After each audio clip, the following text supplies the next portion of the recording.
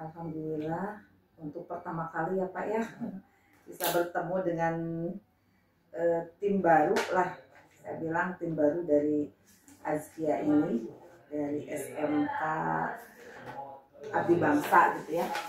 Insya Allah kedepannya kita bisa bekerja sama lebih baik lagi. Dan saya melihat selama saya bertugas di sini, Abdi Bangsa itu punya potensi yang besar Pak, punya harapan yang besar untuk maju, berkembang, dan keberadaannya bisa dirasakan lah ya oleh masyarakat. Nah sekarang kan Bapak posisinya di SMK ya, memang berbeda Pak dengan SMA gitu ya. Ada beberapa kebijakan implementasi kurikulumnya ya, antara SMA dengan SMK itu berbeda. Kalau SMA kan mungkin sifatnya umum ya, orientasinya mungkin untuk ke perguruan tinggi ya, melanjutkan pendidikan. Tapi kalau di SMK itu kan ada 3 ranah, makanya disebut BMW itu Pak. SMK itu, lulusan SMK itu harus bisa bekerja gitu ya, kemudian harus bisa melanjutkan juga, kemudian harus bisa berwirausaha. Makanya penerapan kurikulum di sekolahnya harus mencakup 3 ranah itu. Bagaimana anak itu bisa bekerja sesuai dengan kompetensi, berarti ya, sesuai dengan jurusan yang dia pelajari di sini.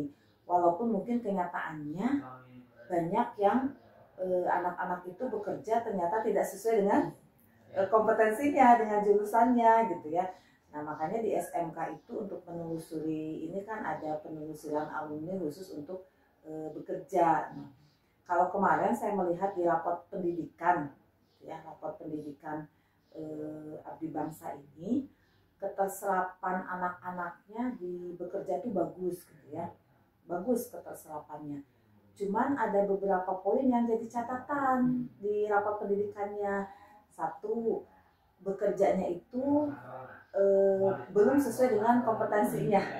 Jadi kalau di sini kompetensinya perhotelan ya contohnya, ternyata ada anak yang bekerja tidak di sektor perhotelan tapi di sektor yang lain. Kemudian di sini ada RPL gitu ya. Idealnya kan RPL bekerjanya di sektor apa, ternyata dia bekerjanya di sektor yang lain, jadi belum sesuai dengan kompetensinya. Kemudian saya juga melihat poin yang kedua dari rapor pendidikan mengenai bekerja ini, anak itu pendapatannya masih rendah karena mungkin tidak sesuai dengan kompetensinya ya Pak ya, tidak sesuai dengan keahliannya, akhirnya pendapatannya pun tidak sesuai dengan harapan yang seharusnya gaji itu seperti apa mungkin gitu ya. Itu jadi anak bisa bekerja. Yang kedua, anak bisa melanjutkan ke perguruan tinggi gitu, itu harapannya. Jadi makanya SMK bisa itu diantaranya ya bisa melanjutkan. Walaupun kalau dianalisa gitu ya, dianalisa sepanjang saya mengajar jadi guru di SMK, kemudian sekarang juga menjadi pengawas di SMK, keberminatan anak-anak untuk melanjutkan ke pendidikan itu masih relatif rendah gitu ya, karena orientasinya saya sekolah ke SMK ya mau buat bekerja gitu kan ya. Jadi untuk melanjutkan ke perguruan tinggi itu masih rendah, tapi di beberapa sekolah itu memang sudah ada yang keberminatan untuk melanjutkan sekolahnya tuh tinggi. Makanya kemarin juga saya evaluasi di sini, gimana nih lulusannya, ada yang melanjutkan ke perguruan tinggi enggak. Ternyata dari data telusuran alumninya tuh ada yang melanjutkan ke berbagai perguruan tinggi, walaupun mungkin masih ada di lingkup wilayah Sukabumi. Dan ternyata ada juga kerjasama Pak di sini tuh, Abdi Bangsa itu kerjasama dengan beberapa perguruan tinggi, mereka sosialisasi ke sini ya perguruan tingginya, kemudian memfasilitasi untuk anak-anak di sini bisa sekolah di perguruan tinggi yang bersangkutan. Jadi kalau menurut saya itu modal Abdi Bangsa untuk bisa menghantarkan anak-anaknya bisa melanjutkan ke jenjang pendidikan yang lebih tinggi gitu ya. Kemudian yang ketiganya tadi wirausaha, mampu wirausaha berarti dia mampu mandiri ya, memiliki kewirausahaan gitu ya. Dan ini kewirausahaan yang dia kelola nanti setelah keluar itu memang idealnya ya sesuai juga dengan kompetensinya gitu ya. Makanya penguatan di SMK itu yang harus kuat adalah peningkatan dan penguatan di bidang kewirausahaan, Pak. Gitu ya. Nah, kemarin saya juga sudah pesan sama kepala sekolah yang sebelumnya bagaimana kegiatan kewirausahaannya gitu kan.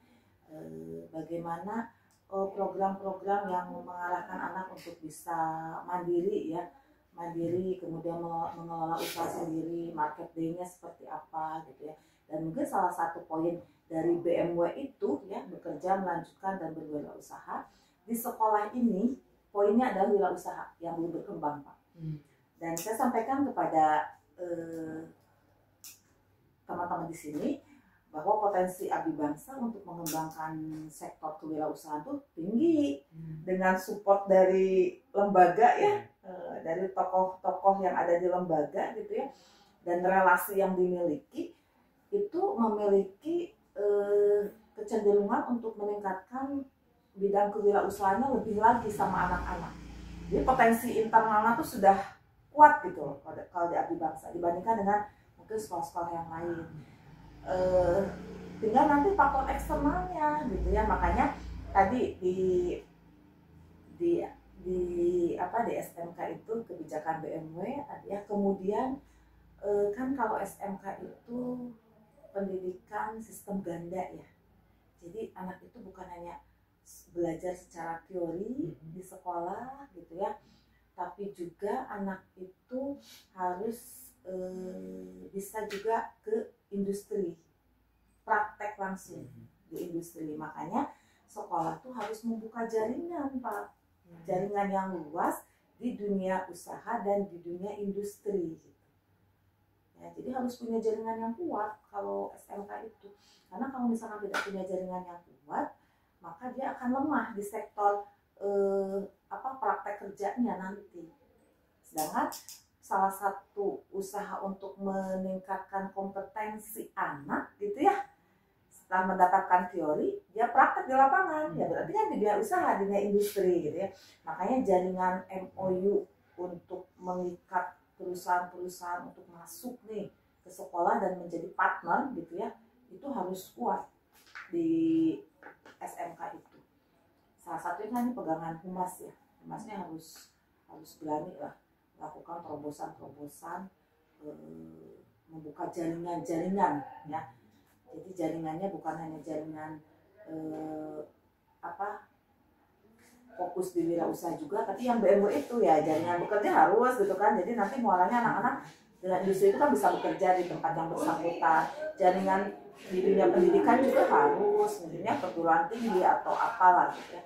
Kemudian di wirausaha juga harus gitu ya.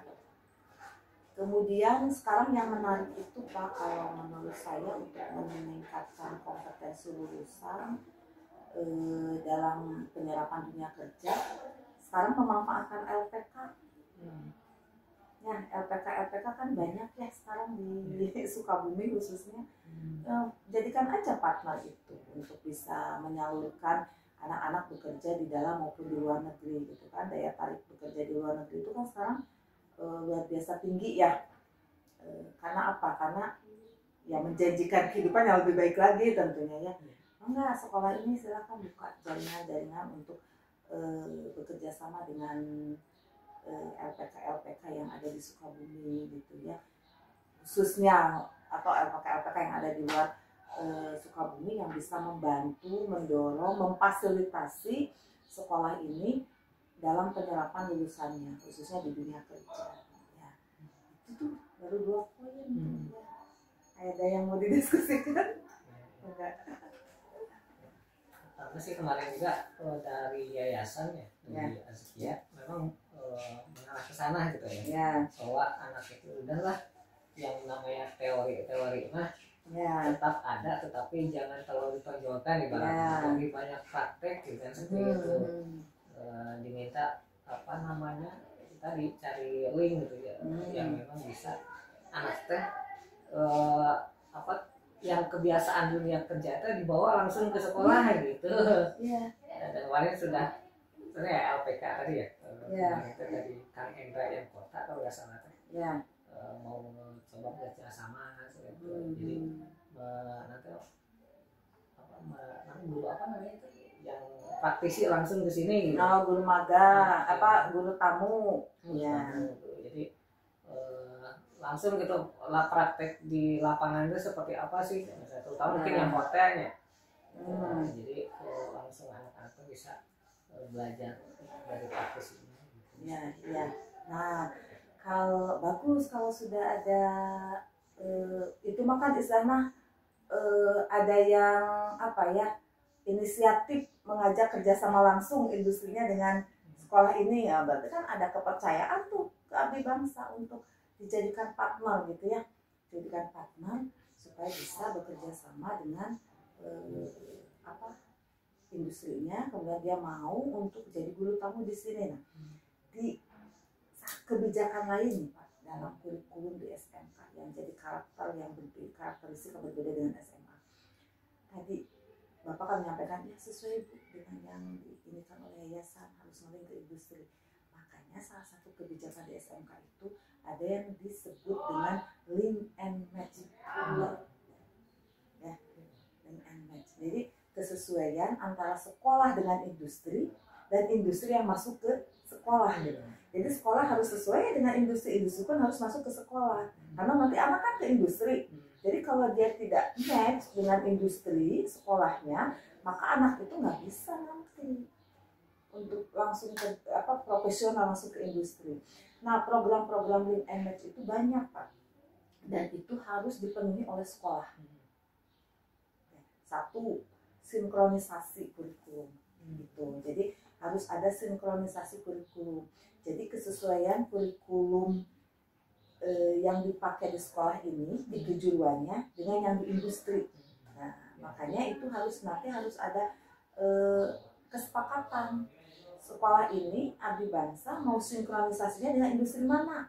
Misalkan nih RPL mau dengan mana. Kalau beberapa sekolah sih itu sudah dengan robotik robotik Sukabumi. Jadi itu standarnya. Jadi anak ada muatan kurikulum yang langsung dari industrinya yang dipakai di sekolah ini. Standarnya ada gitu. Jadi begitu anak terjun ke industri manapun dia udah terbiasa. Gitu ya. Atau perhotelan misalkan. Dengan hotel apa? Kan hotel itu ada standarnya ya, standar pelayanannya. Nah, itu dipakai, disinkronkan dengan di sekolah, dipakai di sekolah. Oh, standar jadi apa namanya tuh yang di kamar tuh harus seperti apa, di resepsionis harus seperti apa, standar makanannya seperti apa, itu ada. Nah, itu diterapkan di sekolah dan pembelajarannya. Jadi ketika anak terjun ke lapangan, ketika anak dia di industri, itu gagap deh gitu, karena udah dipelajari di sekolah gitu ya. Itu yang harus dilakukan oleh SMK. Ada sinkronisasi kurikulum kejuruan dengan industri. Yang kedua tadi ada magang Pak. Magang itu ada dua. Ada magang siswa, makanya ada apa kalau di PKL gitu ya. Ada magang siswa, itu namanya PKL ya. Nah, silakan sekolah ini membuka jaringan. Saya udah nyampaikan ke tim yang di sini untuk pengemasan PKL itu seperti apa, apalagi di kurikulum Merdeka itu kan 6 bulan ya. Berarti kan di waktu yang kelas 3 dipakainya itu PKL. Jadi bagaimana sekolah itu mensiasati dengan industri supaya tidak berebutan penempatan PKL-nya, magangnya. Ya, itu berarti di magang itu kan ada PKL untuk siswa. Untuk guru itu ada magang guru, Pak. Ya, ada magang guru. Makanya ketika membuat MOU dengan perusahaan, dengan industri, cakupan-cakupan link and match-nya harus masuk, Pak. Jadi selama ini sekolah-sekolah itu banyak yang mungkin belum paham gitu ya, kemasan MOU itu seperti apa. Jadi kalau MOU itu dengan perusahaan, link and match-nya itu masuk bukan hanya PKL anak, selama ini hanya PKL anak, dan jangka waktunya itu setahun gitu loh rata-rata, cuma kemas 3 tahun gitu kan. Jadi selama 3 tahun ke depan si sekolahku nggak bingung lagi nyari tempat PKL. Nah, jadi muatan yang harus di MOU itu ada sinkronisasi sekalian tuh, ada magang siswa, yang keduanya magang guru. Jadi gurunya bisa belajar di industri. Jadi kalau misalkan nih runtutnya ya, kalau misalkan udah sinkron tuh si kurikulumnya udah sinkron dengan industrinya, gurunya belajar di industri itu, ya penguatan di industri itu nanti dibawa ke sekolah, diajarkan ke anak. Nah, jadi ketika sudah sinkron kurikulumnya, gurunya sudah magang, kan optimal dalam penerapan di sekolahnya. Beda kalau belum magang, Pak. Jadi bagaimana menerapkan yang sesuai dengan industri, orang gurunya aja belum belajar gitu kan ya. Nah itu fungsinya magang guru. Dan beberapa sekolah juga sudah banyak yang melaksanakan magang-magang guru di perusahaan-perusahaan besar, otomotif misalkan di Yamaha, di Honda. Gitu. Terjadi karena apa? Ya MOU gitu. MOU-nya yang kuat. Dan itu yang sudah dilakukan oleh ahli bangsa. Ya. Kemudian tadi magang guru, kemudian ada lagi yang disebut dengan outing class, kunjungan industri, kunjin gitu ya. Nah tujuan dari kunjungan industri ini kan bagaimana anak bisa mengetahui kondisi real di industri. Dari mulai mungkin budaya kerjanya, kan selama ini anak hanya teori ya, budaya kerja di industri yang sebenarnya seperti apa sih. Nah dengan dibawa ke industri langsung, dia akan tahu budaya kerja industri itu seperti ini. Oh iya, kalau perusahaan ini SOP di lapangan kalau bekerja seperti ini. Oh, di hotel itu seperti ini loh realnya. Table manner-nya tuh seperti ini gitu. Aturan pakaian kokinya seperti ini. Aturan pakaian waitersnya, pelayannya tuh seperti ini misalkan. Jadi ada standar-standar yang mereka lihat real gitu. Oh, budaya kerja kalau pagi-pagi itu seperti ini. Kalau pulang seperti apa gitu. Pelayanan ke tamu seperti apa gitu kan. Itu bisa langsung diserap langsung oleh anak. Ya, termasuk mungkin kalau berkaitan dengan mesin, dengan peralatan kerja, SOP-nya seperti apa gitu ya, untuk tadi bagian dari K3LH, keselamatan lingkungan kerja. Ya, kalau selama ini kan hanya melihat mungkin teori plus tayangan-tayangan video gitu ya. Tapi dengan dibawa ke industri, anak bisa langsung melihat kunjungan industri itu poin dealing in match. Ya, terlepas dari kebijakan yang sekarang ada tentang kunjungan industri atau outing class, saya menyampaikan bahwa ya kunjungan industri adalah salah satu poin dealing and match gitu ya. Kemudian yang dealing and match itu ya, selain kunjungan industri itu ada lagi teaching factory, TEPA. Dan itu salah satu poin saya yang harus ditumbuhkan, yang harus ada di sekolah ini. Jadi ada TEPA, teaching factory itu, sekolah itu sudah punya produk khas dari jurusannya masing-masing yang dikelola oleh sekolah gitu ya, dipasarkan oleh sekolah, dan itu jadi bagian pembelajaran anak teaching factory itu. Industri kecil lah di sekolah gitu ya, itu harus ada Pak kalau di SMK, industri kecil di sekolah gitu. Jadi kalau di sini LPL misalkan, LPL-nya punya salah satu bentuk usaha yang sesuai dengan jurusannya. Ya, kalau LPL misalkan apa? Ya, jasa aplikasi misalnya, jasa web ya, membuka pembuatan jasa web misalnya, atau pelatihan untuk pemula belajar web misalkan, atau bisa juga misalkan desain gitu ya, desain dan sebagainya. Itu bisa jadi potensi TEPA. Di perhotelan misalkan ada kulinernya misalkan, itu bisa kulinernya. Kemudian di sini OTKP ya, OTKP basic perkantorannya gitu ya. Kalau di perkantoran kan masih belajar public speaking atau apalah, apa sih yang bisa dipotensikan bisa ditepaknya di OTKP. Jadi potensi-potensi yang ada di sekolah itu harus bisa menjadi kekuatan sekolah melalui berdirinya teaching factory ini. Bukan hanya anak bisa belajar, tapi kan secara kewirausahaan punya pendapatan, punya income kan. Bisa nggak itu melatih jiwa entrepreneur anak-anak luar biasa? Bisa gitu. Kalau misalkan nih yayasan di sekolah ini kan punya bisnis besar, ya berdayakan anak-anak yang untuk mengelola webnya, mengelola promosinya gitu kan, mengelola aplikasinya kalau punya aplikasi khusus, atau misalkan nge-branding lewat pamflet dan sebagainya, anak-anak bisa. Nah, jadi itu link and match, itu yang karakter yang berbeda antara SMK dengan SMA yang ada di kurikulumnya. Jadi memang karakternya berbeda dengan SMA gitu. Kalau SMK itu Pak ya, 3 poin itu tuh yang jadi karakter khusus dari SMK. Baru 3 poin, banyak hal-hal yang lainnya gitu ya. Enggak, kita diskusi lagi. Kalau terkait tadi magang ya, magang.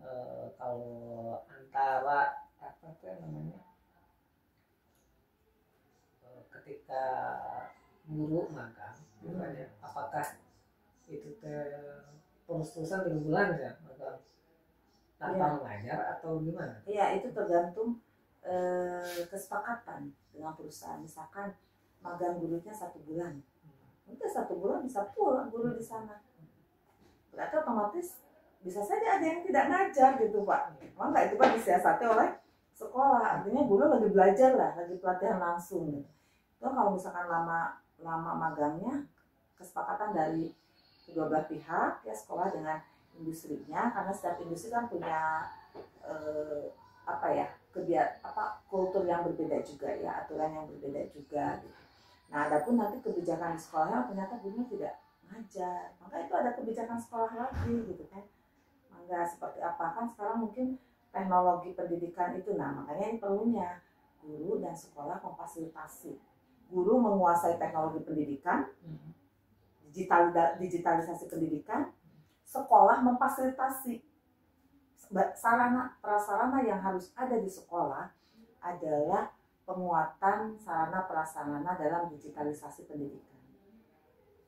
Namanya sih internet kabayar sih, misalkan contoh gitu ya.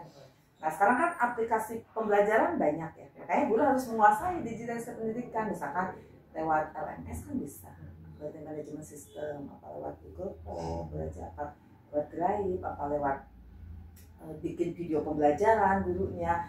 Ya selama gurunya belajar di luar, maka pembelajaran di sekolah bisa berlangsung gitu kan. Jadi anak tuh tetap merasakan kehadiran guru gitu loh.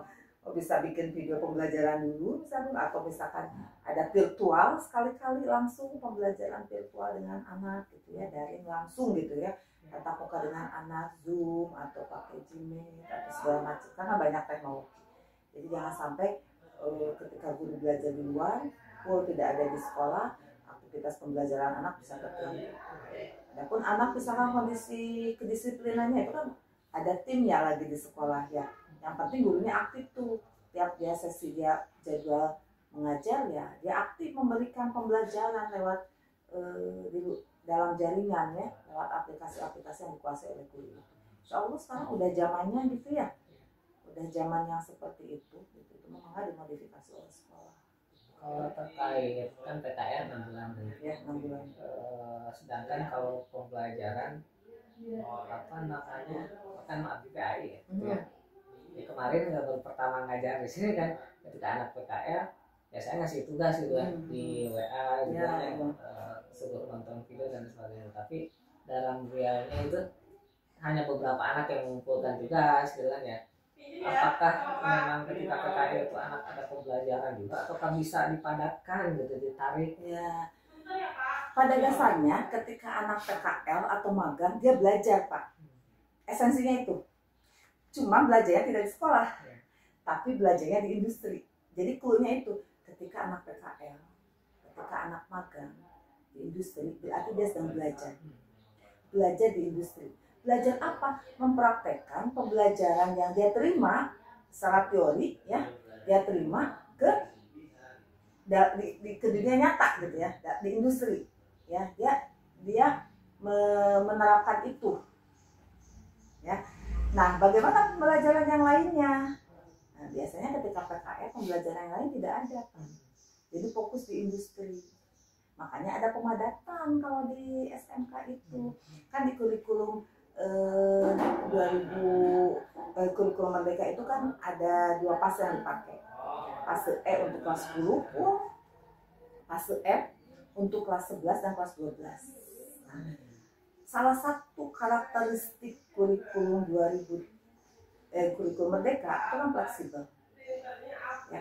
Maka yang fase F ini di kelas 2, di kelas 3 mana diatur oleh gurunya. Pemadatannya di mana? Bisa di kelas 2.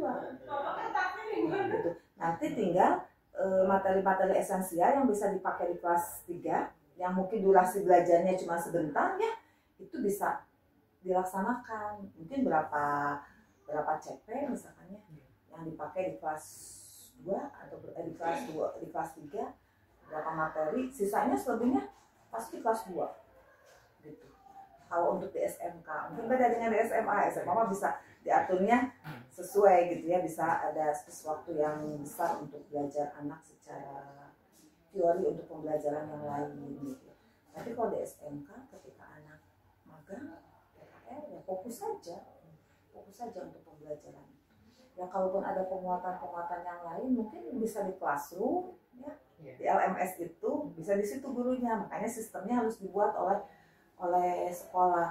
Nah, tadi masalah misalkan ternyata anak itu, ya, kalau dikasih tugas-tugas oleh gurunya tidak hadir, itu belajarnya tidak fokus. Nah, itu kan permasalahan kita, ya, permasalahan kita guru di metodenya, metode pembelajarannya, dan kesadaran anak. Makanya kekuatan dari karakteristik dari kurikulum Merdeka diantaranya penguatan karakter. Kalau penguatan karakternya kuat, kemudian penyadaran terhadap anaknya kuat bahwa tugas sekarang saat ini adalah mereka belajar, apapun kondisinya, apapun situasinya, apakah gurunya ada, apa gurunya tidak ada, dia tetap bisa belajar. Itu karakter yang baik, idealnya begitu. Tapi kenyataannya banyak yang tidak seperti itu, gitu kan, ya. Nah, itu harus ada penguatan yang lebih, Pak. Namanya juga anak, jangankan anak, orang dewasa aja Bapak nanti timnya mungkin, saya kan udah bilang begini ya sama tim, tapi kok nggak melaksanakan, bisa saja terjadi seperti itu. Apalagi anak yang mungkin harus setiap saat, setiap waktu kita ingatkan komitmen dia gitu. Komitmen dia untuk belajarnya itu harus terus kita ingatkan. Ya. Oh, terkait tadi yang magang guru ya, apakah memang ada anggaran khusus dari sekolah atau setiap guru sendiri? Nah, biasanya kembali lagi tergantung ke hasil MOU dengan industri.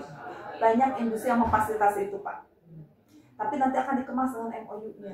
Berarti kan, misalkan nih, ada satu perusahaan yang memfasilitasi magang gurunya. Yang namanya perusahaan berarti kan berbicaranya keuntungan. Ada nggak yang dia dapat keuntungannya dari abdi bangsa ketika dia bekerja sama dengan abdi bangsa sampai gurunya siap menampung gurunya untuk magang di industrinya. Pasti ada feedback yang nanti akan dibicarakan di MOU, Pak.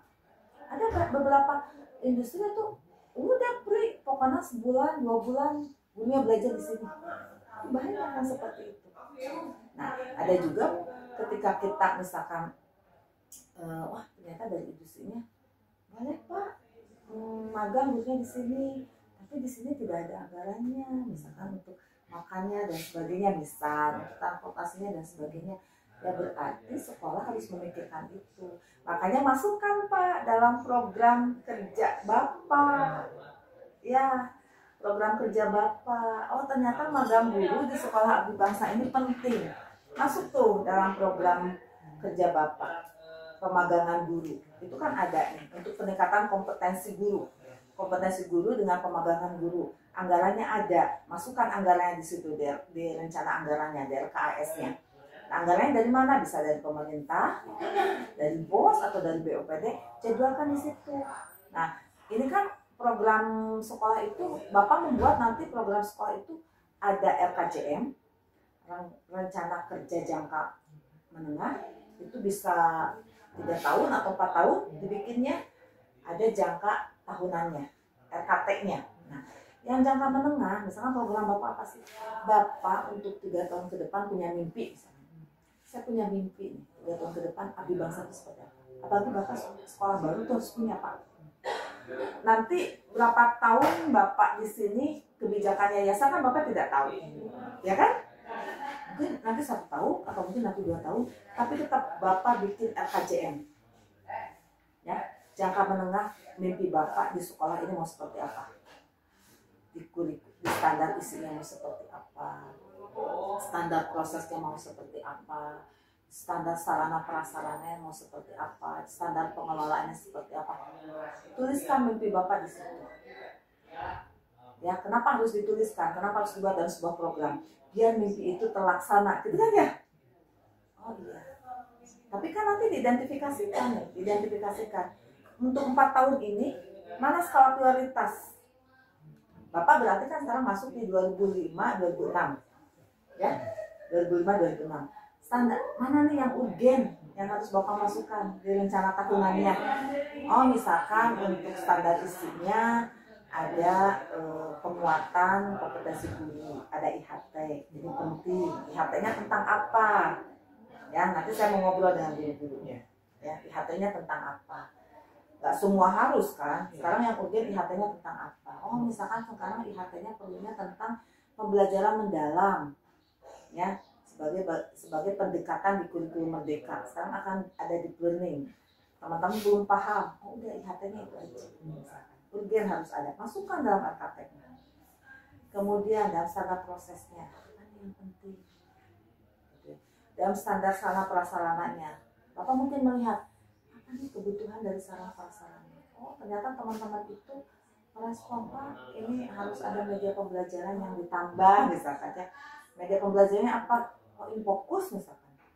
Oh, mau ada TV LCD di setiap kelas misalkan. Atau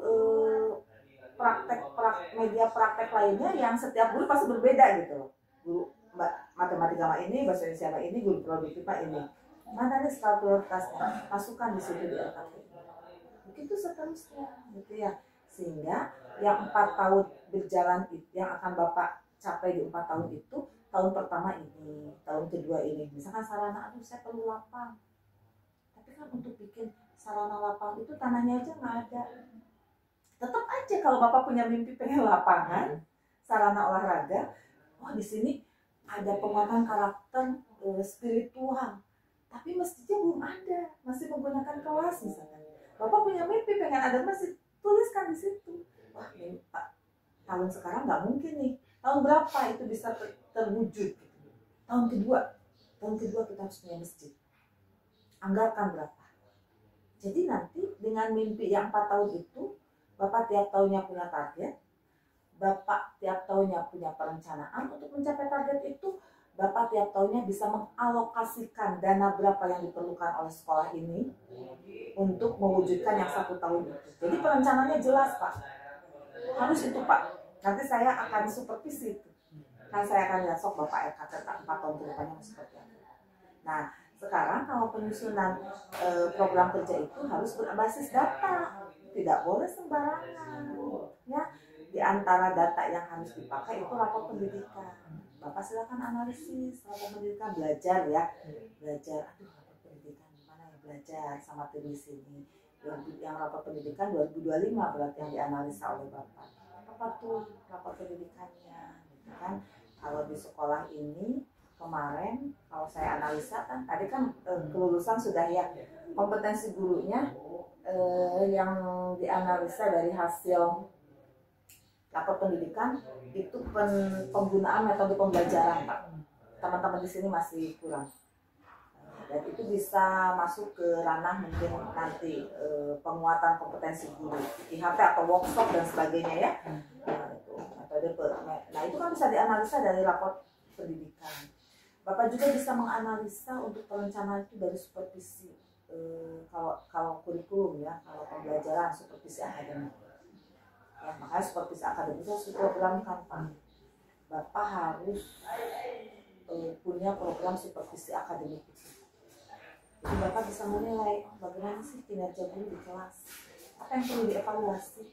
Kan kalau bagaimanapun gini loh Pak ya, sebagus apapun kita sepakati di sini, sebagus apapun kurikulum dari pemerintah, ya, seideal apapun kurikulum dari pemerintah, itu akan zonk di lapangan ketika gurunya, ya, ketika guru tidak berubah mindsetnya, tidak berubah perilakunya.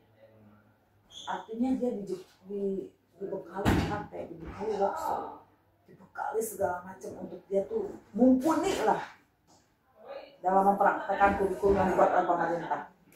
Tapi dia tidak mempraktekkan itu gitu. Di lapangannya dia sampai metodenya masih ceramah misalkan ya, prakteknya jarang.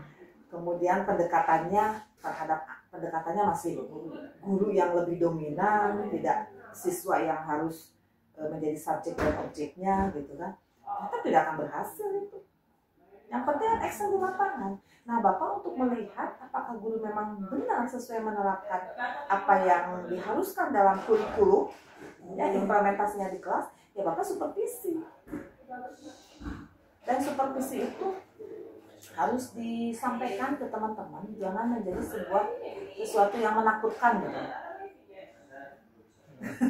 Jangan menjadi sesuatu yang menakutkan gitu. Kita belajar bersama, disampaikan ke teman-teman. Teman-teman saya juga belajar gitu.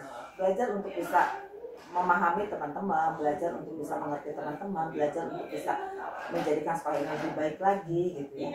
Teman-teman juga belajar, insya Allah kita sama-sama belajar. Jadi kita mengevaluasi diri, meningkatkan kemampuan kita, kompetensi kita, kompetensi saya sebagai kepala sekolah, kompetensi Bapak Ibu sebagai guru.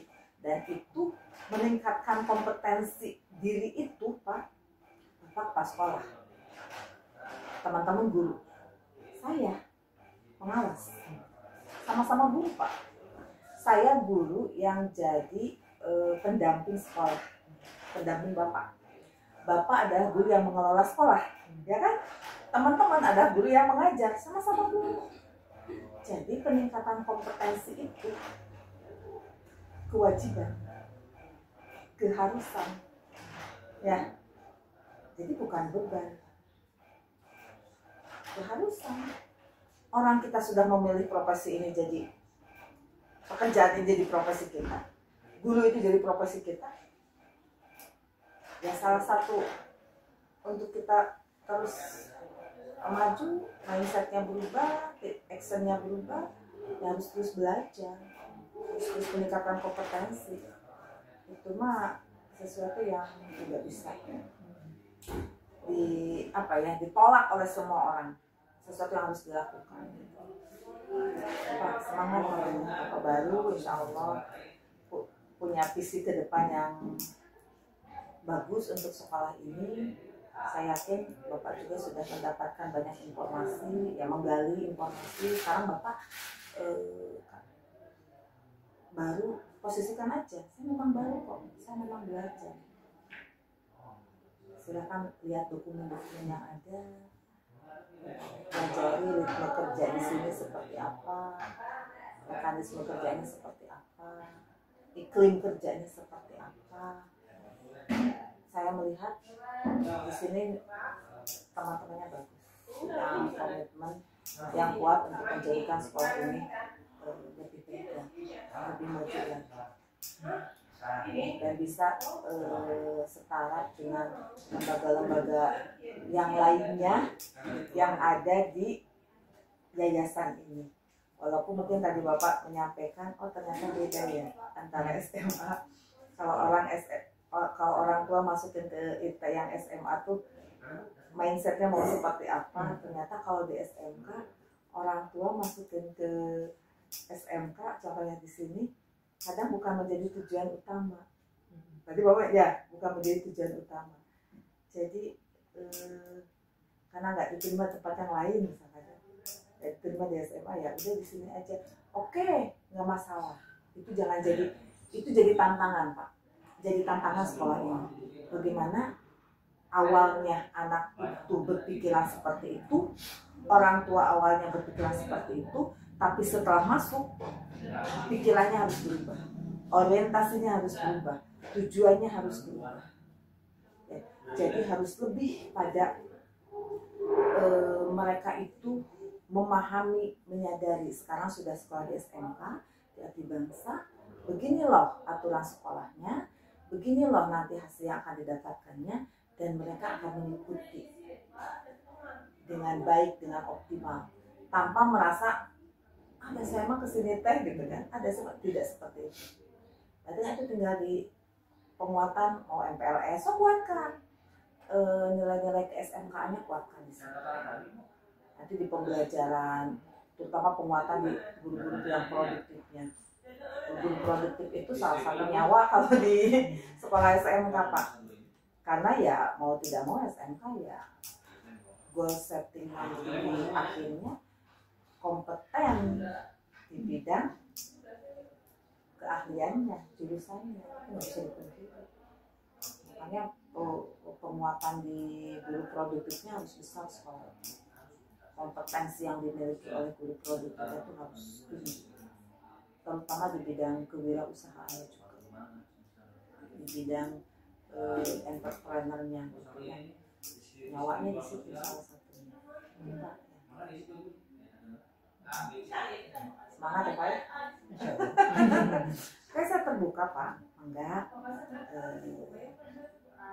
bisa minta ke Pak Akbar ya, nanti juga nanti saya juga belum punya WA Bapak, nanti saya masukkan ke grup ya, ke grup pendampingan saya. Kalau Pak Saiful berarti kan itu nomor yang lama, jadi sudah tidak aktif grupnya, tapi Pak Akbar masuk sih, memang Pak Akbar ada, karena katanya suka tertinggal juga untuk informasi gitu. Nanti Bapak saya masukkan ke dalam grup pembinaan saya.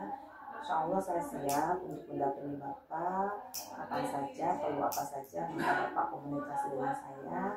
Mari kita sama-sama belajar, mari kita sama-sama punya komitmen ya, mau seperti apa sekolah ini ke depannya.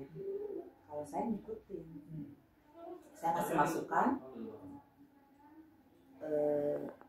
yang dibutuhkan oleh sekolah ini, Bapak melaksanakan. Kalau Bapak tidak melaksanakan, ya dari itu mah sifatnya apa ya, kewenangan Bapak gitu kan ya. Nah saya tetap, karena tugas saya di sini, saya punya komitmen terhadap sekolah ini. Insya Allah saya punya komitmen terhadap sekolah ini. Itu sesi pertama nih ngobrol kita. Mudah-mudahan bermanfaat ya Pak ya, dan jadi motivasi buat Bapak, motivasi juga buat saya. Bahwa di sini ada pergantian manajemen gitu ya. Saya bertemu dengan Bapak, Insya Allah punya komitmen yang bagus juga untuk sekolah ini, karena kedepannya Abdi Bangsa lebih maju lagi, gitu ya harapannya ya. Di antaranya siswanya lebih banyak, meningkat dari tahun ke tahun, kepercayaan masyarakatnya tinggi. Nanti Abdi Bangsa menjadi salah satu tujuan utama masyarakat untuk menyekolahkan anaknya di sini.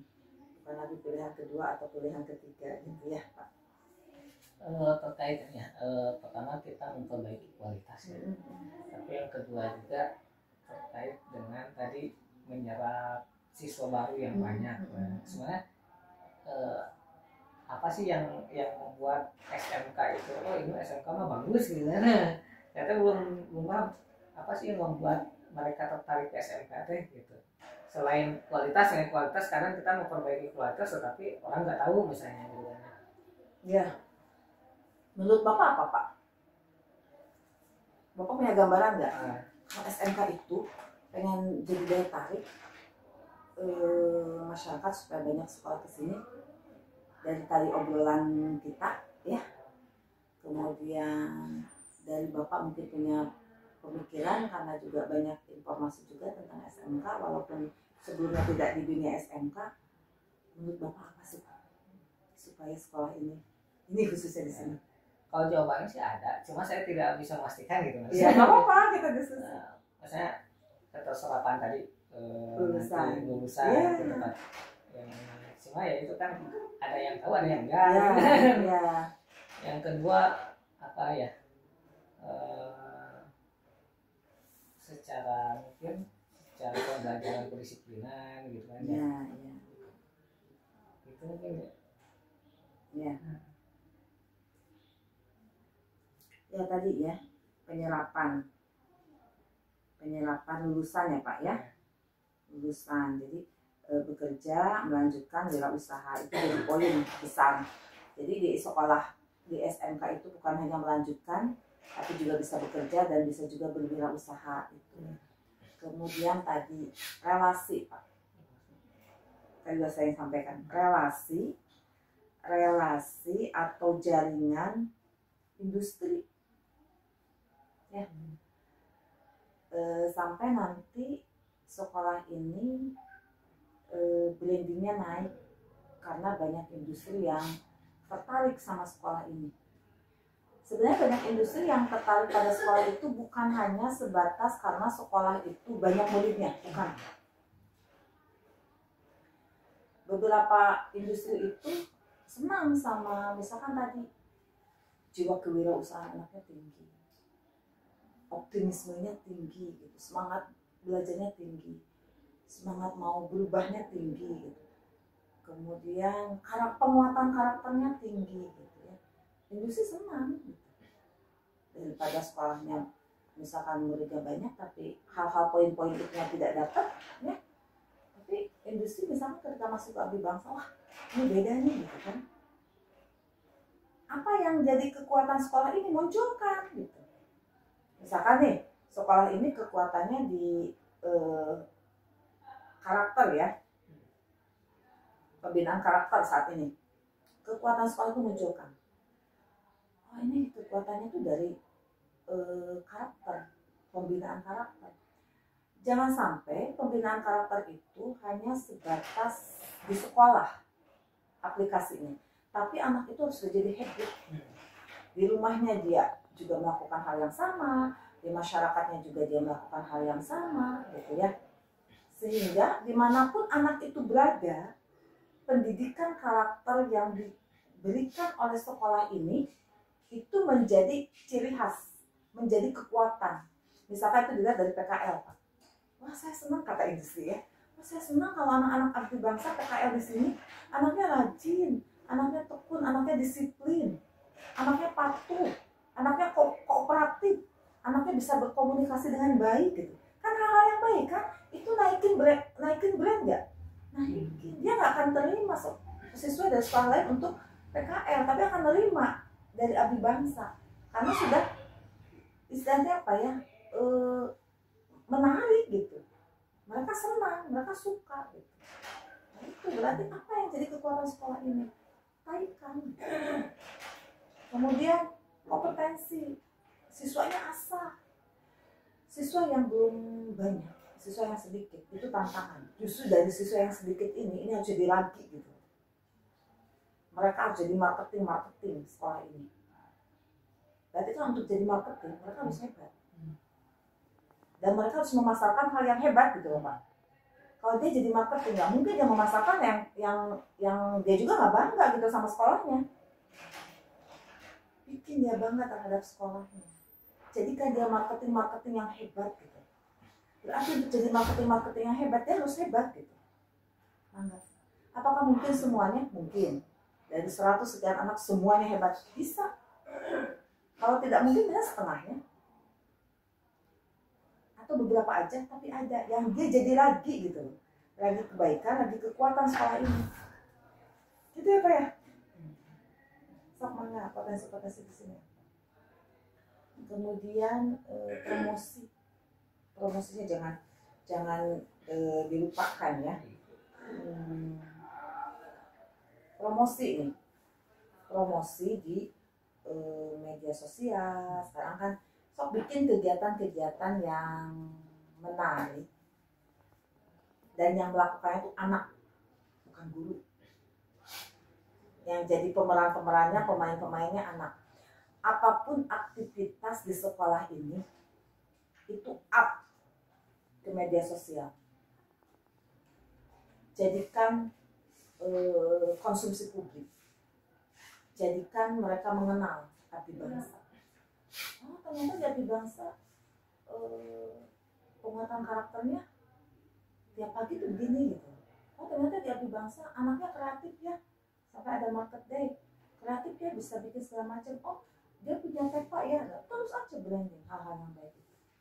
Bahkan ya sama aja dengan aturan-aturan medsos yang lain, YouTube harus 3 kali up ya, kalau bisa ya di sini juga sama. Oh, keteter ya, libatkan, bikin tim yang memang khusus untuk nge-branding, khusus untuk promosi. Nggak bisa itu dikelola, karena sekarang itu kan sudah zamannya ya.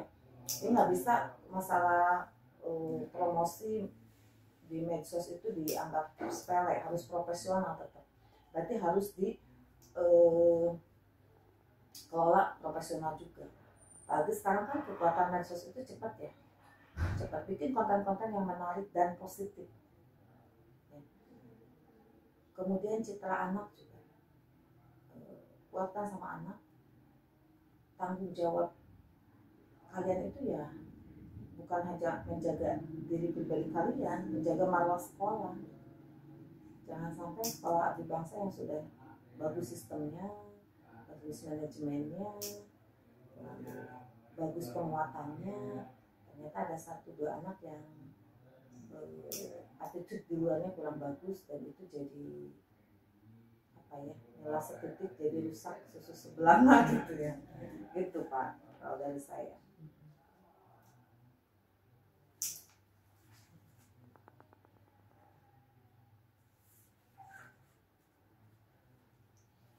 Kalau terkait yang melanjutkan ke perguruan tinggi, apakah melanjutkan itu memang saya jurusan perhotelan gitu. Memang ada gitu jurusan yang langsung mengarah ke sana, atau memang anak tuh bebas kemana aja gitu? Idealnya kan jurusnya sama ya. Dia udah dilatih, dia udah punya dasar kompetensi di sini, perhotelan misalkan. Ya idealnya ke perhotelan lagi. Nanti bekerjanya di perhotelan lagi, dalam dan luar. Pagi di perhotelan tuh sekarang Pak, jangan salah kata-kata luarnya tuh itu. Sampai Arab yang profesional banyak tuh. Membutuhkan tenaga kerja di kita.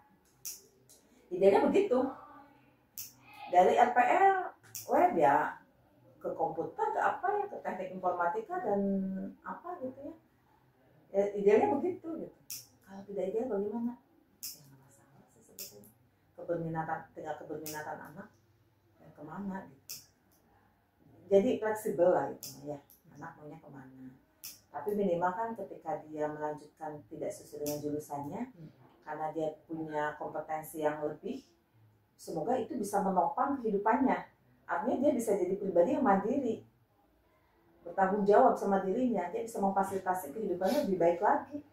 Ya, dilatih lagi kewirausahanya, kreativitasnya, entrepreneurnya. Jadi mahasiswa, dia mahasiswa yang produktif.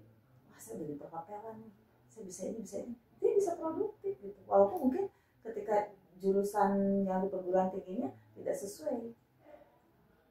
Ya, jadi idealnya sesuai. Kalaupun tidak ideal ya bagaimana lagi gitu ya. Dan terkait tadi teaching factory ini, ya. Kalau misalnya yang perkantoran, saya tuh belum ada gambaran produk perkantoran itu apa gitu kan. Tapi di sini tuh katanya belum saya lihat juga ada mesin cuci katanya, penampilan mesin cuci. Kalau misalnya itu di marketing kan gitu kan, laundry. Apakah itu nyambung? Perkantoran itu kan jasa ya, lebih jasa. Orang-orang perkantoran itu tak pasti di OTKP itu diajarkan komunikasi, diajarkan bagaimana cara attitude menerima resepsionis dan sebagainya gitu kan, pembukuan, administrasi, peritilan misalkan ya. Oh ini APMA, ini untuk ini B gitu kan ya, kalau perkantoran. perkantoran nanti teaching factory bisa jasa manajemen untuk mengelola kantor seperti apa, arsip-arsip ya, arsip-arsip di sebuah perkantoran misalkan, itu bisa jasa.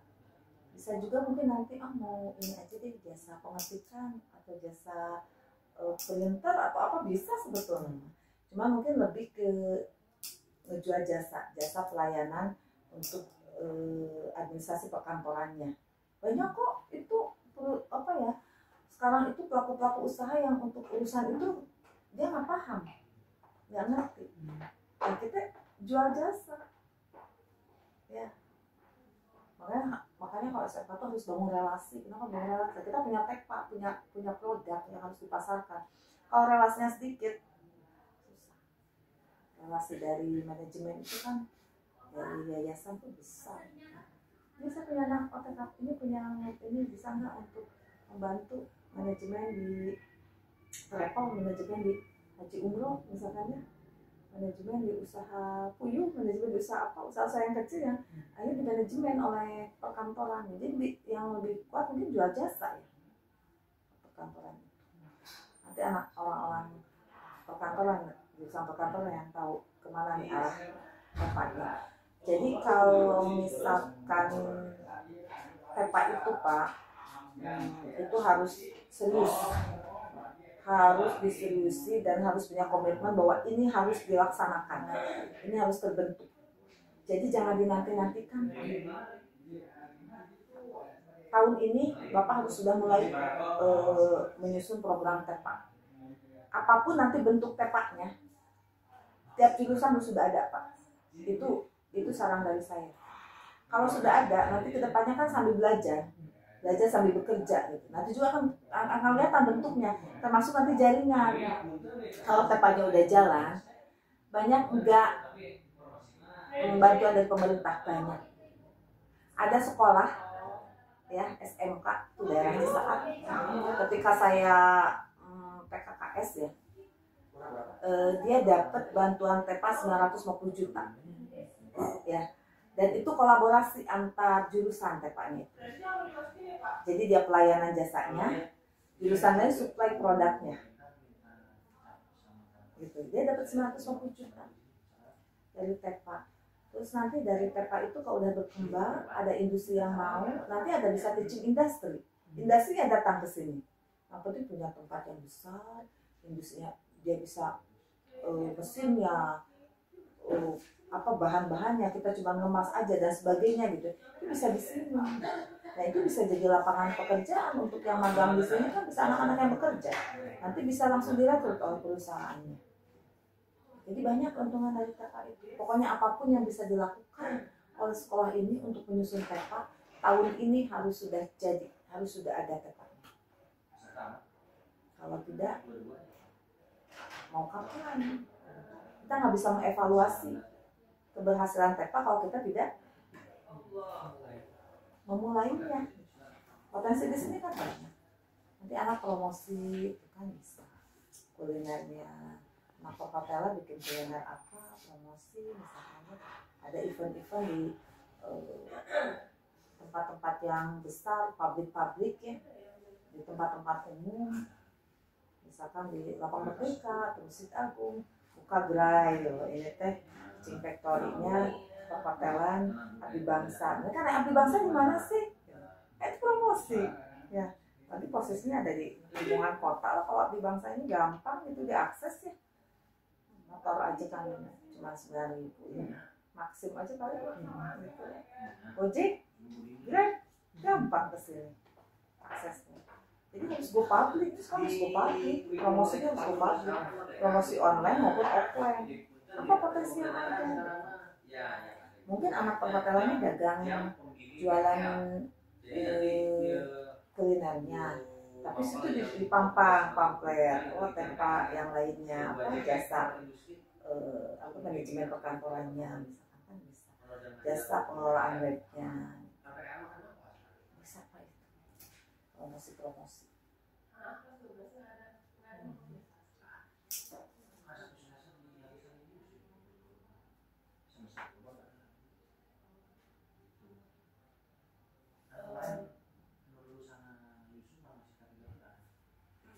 Ada lagi Pak? Sementara terus ya. Ya. Lihat tahu di kamarnya kan. Harus sedikit-sedikit. Iya, yang penting ini pesan dari saya Maya. Ya. Apa yang sudah kita bicarakan tadi, yang sudah saya sampaikan, mangga pelajari lebih jauh, sedikit-sedikit lakukan. Kalau tidak dilaksanakan, nanti makin lumpuh, makin jadi PR, makin kebelingan gitu ya. Jadi kalau kayak tadi nih, program sekolah saya bikin program RKJM, so mulai tahun 1, tahun 2, ini aja, Bapak tulis aja dulu gitu ya. Tulis aja dulu, jangan dulu, ada nggak formatnya, bisa pusing. Saya tahu ini mau. Saya punya mimpi, ini. Mangga untuk 8 standarnya mungkin bisa ya ke teman-teman. Ini. Tahun kedua ini. Dari semua itu tahun ke. Jadi langsung distribusinya, jelas actionnya. Kalau tidak, nanti akan terus terakumulasi. Akhirnya sekolah ini akan seperti itu saja. Itu yang selalu saya tekankan ke sekolah binaan saya. Apa yang kita diskusikan, apa yang kita bicarakan, kalau memang itu untuk membangun sekolah ini, lakukan secepatnya. Jangan dinanti-nanti, karena akan terus akan banyak PR. Akhirnya muncul. Kok begitu-begitu aja ya? Udah saya bilang berkali-kali kok begitu-begitu aja. Pasti saya masukkan kok begitu-begitu aja, jangan sampai seperti itu. Ya alhamdulillah ya, mudah-mudahan kedepannya jadi lebih baik lagi. Ya, akhiri saja. Wassalamualaikum warahmatullahi wabarakatuh. Sesi sekarang. Halo,